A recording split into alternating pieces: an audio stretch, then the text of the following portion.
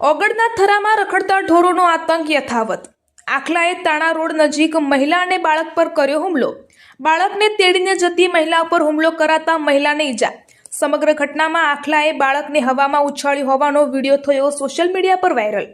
ગોકુલનગર સોસાયટીની રહેવાસી મહિલાને માથાના ભાગે ઈજા પહોંચતા 4 ટાંકા આવ્યા અને બાળકને પછાડ લાગ્યો। રખડતા ઢોરોના આતંકના કારણે વધુ એકવાર મહિલા અને બાળક બન્યા ભોગ। ડીસાના ભીલડી ખાતે ભીલડી પોલીસ સ્ટેશન દ્વારા ટ્રાફિક જાગૃતિ અને ફિટ ઇન્ડિયા મૂવમેન્ટના ભાગરૂપે સાયકલ રેલીનું આયોજન કરવામાં આવ્યું હતું। આ સાયકલ રેલી ભીલડી પોલીસ સ્ટેશનથી શરૂ થઈને ઇન્દિરાનગર બ્રિજ માર્કેટયાર્ડ ગંજનાળુ સોયલા રોડ તરફથી ભીલડી બજારમાં પસાર થઈ હતી। રેલીનો મુખ્ય ઉદ્દેશ સ્થાનિક લોકો અને વાહન ચાલકોમાં ટ્રાફિક નિયમો પ્રત્યે જાગૃતિ લાવવાનો તેમજ ફિટ ઇન્ડિયા મૂવમેન્ટને પ્રોત્સાહન આપવાનો હતો। ભીલડી પીઆઈ ધવલભાઈ પટેલ અને પોલીસ સ્ટાફ દ્વારા આ રેલીનું આયોજન કરવામાં આવ્યું હતું। આ કાર્યક્રમ દ્વારા ભીલડી પોલીસે નગરજનોને સુરક્ષિત અને સ્વસ્થ જીવનશૈલી અપનાવવા માટે એક અનોખો સંદેશ આપ્યો હતો। આ સાયકલ રેલી કાર્યક્રમ સફળતાપૂર્વક સંપન્ન થયો હતો। સમી રાધનપુર હાઈવે પર બની અકસ્માતની ઘટના।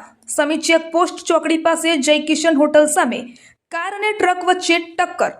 રાધનપુર તરફથી વળી રહેલી કારને સામે દિશાએથી આવી રહેલા ટ્રકે મારી હતી ટક્કર। આ ટક્કર એટલી જોરદાર હતી કે કારનો સાઈડનો ભાગ દબાઈ ગયો હતો।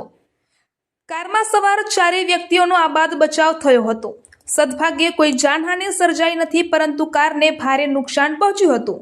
આ અકસ્માતને પગલે થોડા સમય ટ્રાફિક પર અસર। ઘટનાને પગલે પોલીસ દ્વારા આગળની વધુ તપાસ હાથ ધરાઈ। ગુજરાત સરકારના મંત્રી અને ડીસાના ધારાસભ્ય પ્રવીણભાઈ માળીએ બનાસકાંઠાના ડીસા ખાતેથી દાંતીવાડા ડેમ સુધી યોજાયેલી યુથ સાયકલિંગ રાઇડમાં ભાગ લીધો હતો।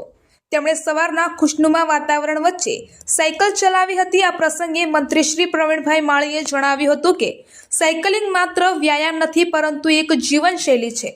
તેમણે ઉમેર્યું હતું કે આજના સમયમાં આપણે સાયકલથી દૂર થઈ ગયા છીએ, જ્યારે નજીકના અંતર માટે સાયકલ એક ઉત્તમ પ્રદૂષણ મુક્ત અને પર્યાવરણ મિત્ર પરિવહન માધ્યમ છે।